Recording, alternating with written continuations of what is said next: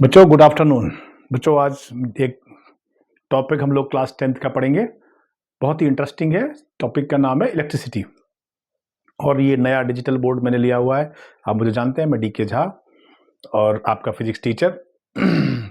आपको मैं बढ़िया टॉपिक आज बताने वाला हूँ, अच्छे से समझ में आ जाएगा कि इलेक्ट्रिसिटी क्लास 10th का टॉपिक क्या है और इसमें क्या क्या पढ़ते हैं। ठीक है, बड़े ही मन से सुनेंगे, इंटरेस्टिंग वे में सुनेंगे, अच्छे से सुनेंगे, एनर्जी के साथ सुनेंगे।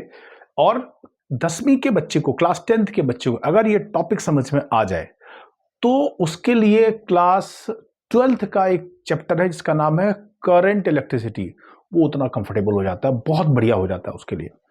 तो आपको ध्यान देना है इसके बेसिक्स पे। बेसिक्स क्या है इस चैप्टर के, उन पे ध्यान देना है। जब आप बेसिक बढ़िया से समझ लेंगे तो फिर ये सब चीजें क्लियर हो जाएंगी। लेकिन कई बार क्या होता है कि बहुत कहने के बाद भी आप ठीक से सुनते नहीं है, तो जरा ध्यान से सुनेंगे क्या चीज है बच्चों। ये जो चैप्टर है मैं इसको क्लियर कर देता हूं, सुनिए। चैप्टर का नाम है, क्लास 10th में बच्चों के लिए चैप्टर का नाम है इलेक्ट्रिसिटी। क्या नाम है? इलेक्ट्रिसिटी। क्या नाम है बोलो? इलेक्ट्रिसिटी। हाँ, थोड़ा लाइट वेट सेट करनी पड़ती है ना, अभी नया नया मामला है। तो टॉपिक का नाम है बच्चों इलेक्ट्रिसिटी। ये नाम है इलेक्ट्रिसिटी। इलेक्ट्रिसिटी है। अब इलेक्ट्रिसिटी क्या चीज है, क्या बोलते हैं इसको, लेकिन इसके पहले सबसे पहले हमें पढ़ना पड़ेगा कि चार्ज क्या है। चार्ज जब हम समझ लेंगे तो इलेक्ट्रिसिटी समझ में आने लगता है, इजी हो जाता है। तो सबसे पहले हम यहां से इस चैप्टर में ये समझते हैं कि चार्ज क्या बला है। चार्ज को जनरली बच्चों क्यू से लिखते हैं, लेकिन तुमने देखा होगा किसी किसी बुक में ये लोग जो है क्या करते हैं कि और कैपिटल क्यू भी लिखते हैं। बच्चे नहीं समझ पाते हैं कि कैपिटल क्यू स्मॉल क्यू क्यों लिखते हैं। लिखते तो लिखते हैं, ठीक है, पर चार्ज को क्यों लिखते हैं। लेकिन जो सामान्य नोटेशन है वो ये है कि जो वेरिएबल चार्ज होता है उसे हम छोटा क्यू लिखते हैं और जो फिक्स चार्ज होता है उसे हम लिखते हैं कैपिटल क्यू से। अब ये तो हो गया बच्चों चार्ज, ठीक है। अब चार्ज जो हो गया, चार्ज को लोग कहते हैं कि चार्ज डिफाइन करो। बड़ा मुश्किल होता है यार, चार्ज को कैसे डिफाइन करें, चार्ज चार्ज है। तो सिंपल सी लाइन जो है उसको हम समझते हैं। चार्ज क्या है? Charge is a fundamental property. ये फंडामेंटल प्रॉपर्टी है जैसे ऑफ किसी भी मटेरियल की, मैटर की, किसी की। लाइक कैसे? Like mass. मास भी फंडामेंटल है, वैसे चार्ज भी एक फंडामेंटल है।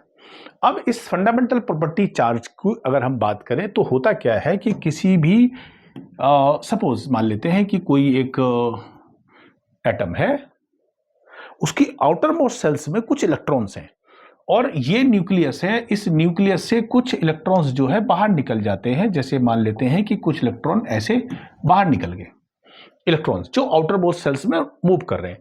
इलेक्ट्रॉन्स जब बाहर निकल जाते हैं तो इस बॉडी को हम बोलते हैं कि ये बॉडी पॉजिटिवली चार्ज्ड हो गई, इस पे पॉजिटिव चार्ज आ गया है, ये पॉजिटिवली चार्ज्ड है। और अगर किसी पे, ये न्यूक्लियस है, न्यूक्लियस में अगर हम बाहर ऑर्बिट में इलेक्ट्रॉन्स ऐड कर देते हैं कुछ, तो इलेक्ट्रॉन्स को ऐड करने के बाद हम ये कह सकते हैं इस बॉडी पे कैसा चार्ज आ गया है। बताओ बच्चों, इस पे चार्ज आ गया है, बोलो निगेटिव चार्ज आ गया है। ये निगेटिव चार्ज इस पर आ गया। मतलब किसी बॉडी को पॉजिटिवली चार्ज किया जा सकता है और नेगेटिवली चार्ज किया जा सकता है। अब ये जो नेगेटिव पॉजिटिव चार्ज है, आपको ये भी पता होना चाहिए कि किसी एक इलेक्ट्रॉन पे कितना चार्ज होता है, ठीक है। एक इलेक्ट्रॉन का जो चार्ज होता है, सोएंगे नहीं बेटे बच्चों, ध्यान से सुनेंगे, 10⁻⁻⁹ कूलम। हाँ, ये क्या हुआ? 10⁻⁻⁹ कूलम। भाई तेरा ध्यान से सुनेंगे, कुछ ध्यान से सुना नहीं आपने। मैं फिर से लिखता हूं, एक इलेक्ट्रॉन पे चार्ज है 10⁻⁻⁹ कूलम। 10⁻⁻⁹ कूलम। मतलब या तो इलेक्ट्रॉन पे चार्ज बहुत कम है, या खुद चार्ज जिसको हम एक कूलम कहते हैं वो बहुत बड़ा है। कुछ तो है क्योंकि -19 लिखा है। खैर, इस पर भी हम बात करेंगे, लेकिन इसके पहले कि हमें यह समझना होगा कि चार्ज जो कि किसी भी मैटर की फंडामेंटल प्रॉपर्टी है, एक इलेक्ट्रॉन के ट्रांसफर होने से, आउटर मोस्ट में से जो इलेक्ट्रॉन से उसके ट्रांसफर होने से चार्ज बॉडी पे आ भी जाता है और चार्ज चला भी जाता है। तो जब इलेक्ट्रॉन ऐड होता है तो नेगेटिवली चार्ज बॉडी हो जाती है, जब इलेक्ट्रॉन ट्रांसफर होता है तो पॉजिटिवली चार्ज बॉडी हो जाती है। ठीक है, अब ये जो चार्ज है जिसको हम ये कहते हैं Q, वापस आते हैं हम इस चार्ज पे कि इस चार्ज को हम कैसे और बेहतर तरीके से समझ सकते हैं बच्चों। तो इसको समझने के लिए हम क्या करेंगे कि हमने जो बात की थी कि चार्ज है Q कितना है 1.6 10 की पावर -19 कूलम। थोड़ा साफ साफ नहीं लिख पा रहा हूं, अभी फिर से लिखता हूं। देखिए पेन भी थोड़ा सा ज़्यादा थिक है, इसको और थिन कर लेता हूं। हाँ बच्चों, एक इलेक्ट्रॉन पे जो चार्ज है वो 1.6 10 की पावर -19 कूलम है। कैसा है?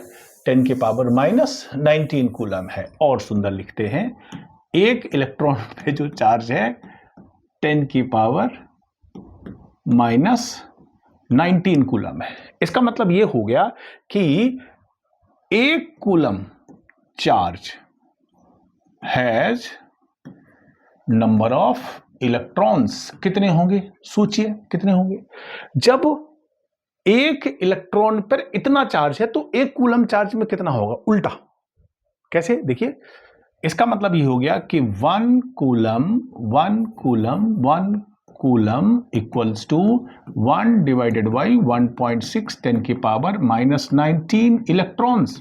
अब आप बोलोगे सर मैं इसको कैसे सॉल्व करूंगा? सॉल्व तो कर ही लेंगे आप, बट ये है कि इसको मैं ही सॉल्व कर देता हूं। देखिए क्या होगा, इसको सॉल्व करेंगे बेटे, ये 10 की पावर -19 ऊपर चला जाएगा, +19 यहाँ पर 1.6 आ जाएगा। इसको सॉल्व करेंगे तो ये आ जाएगा कितना? 6.25 10 की पावर 18 इलेक्ट्रॉन्स इस पर आ जाएंगे। ठीक है, मतलब एक कूलम चार्ज में। अब ये जो डेटा है ये बड़ा ही अच्छा डेटा है, आपको याद रखना पड़ेगा। क्या डेटा है कि एक कूलम चार्ज में कितने नंबर ऑफ इलेक्ट्रॉन्स हैं? 6.25 10 की पावर +18, नॉट माइनस, +18। इतने सारे इलेक्ट्रॉन्स हैं एक कूलम चार्ज में। तो जो पहले हम बात कर रहे थे कि भाई जो कूलम है वो बड़ा है कि इलेक्ट्रॉन छोटा है, क्या है, समझ में ये आ गया कि भाई एक कूलम चार्ज बहुत बड़ा चार्ज होता है, बहुत ज्यादा चार्ज होता है। क्यों? देखिए 6.25 10 की पावर 18 इलेक्ट्रॉन्स, मतलब एक फैक्ट कहता है कि अगर हम 1 मिलियन इलेक्ट्रॉन्स पर सेकंड किसी की बॉडी से निकालना शुरू कर दें तो आप मान के चलिए कि 2000 साल लग जाएंगे एक कूलम चार्ज को इकट्ठा करने में। मतलब एक कूलम बहुत बड़ी यूनिट है। एनीवे, अब हमें यह समझ में आ गया कि कूलम जो है चार्ज की बहुत बड़ी यूनिट है। बच्चों इसको अब हम